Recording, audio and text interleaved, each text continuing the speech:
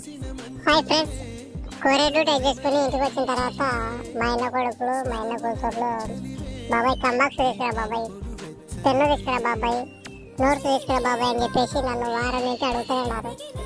So మన ఊరికి ఇవ్వాలంటే ఏదోలా ఉంటుంది అని చెప్పేసి నేను వీళ్ళకు డిక్టేషన్ పెట్టాలని చెప్పేసి వీళ్ళకి చెప్పాను. అందుకే పలకా బలకు తీసుకొని మిద్దపై కర్ర చేశారు.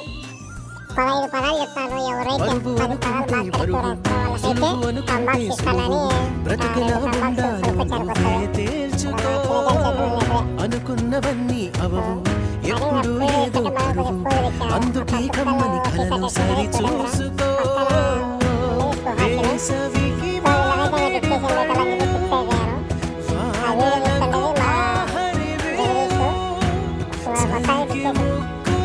సమయం 5:30 అవుతుంది. ఇంకా టైం అవుతుంది అని చెప్పేసి కూర్చోబెట్టాను.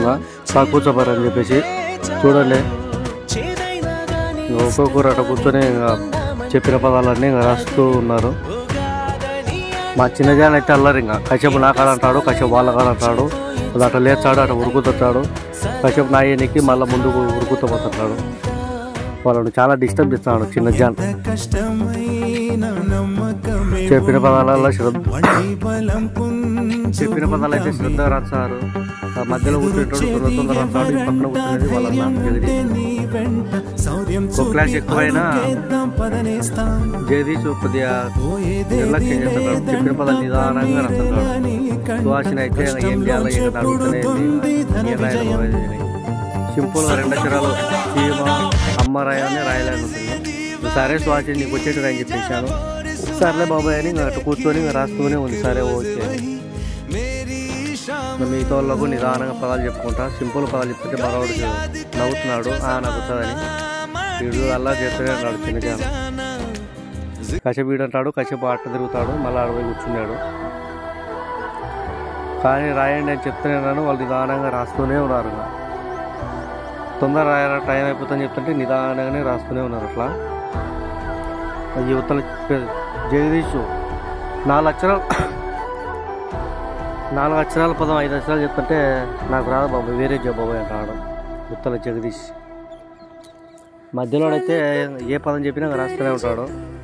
ఇక ఆ విధంగా అయితే రాస్తూనే ఉన్నారు, చెప్తూనే ఉన్నాడు. ఇప్పటికైతే ఒక 5 పదాలు రాశారు. ఫాస్ట్గా రాయారు, పొద్దు పోతుంది, టైం అవుతుందని చెప్తూనే ఉన్నాడు. వాళ్ళు రాస్తూనే ఉన్నారు నిదానంగా, ఆలోచించుకుంటా ఒక్కొక్క పదం ఆలోచించుకుంటూ అట్లా రాస్తూనే ఉన్నారు. మొత్తానికి చూద్దాం.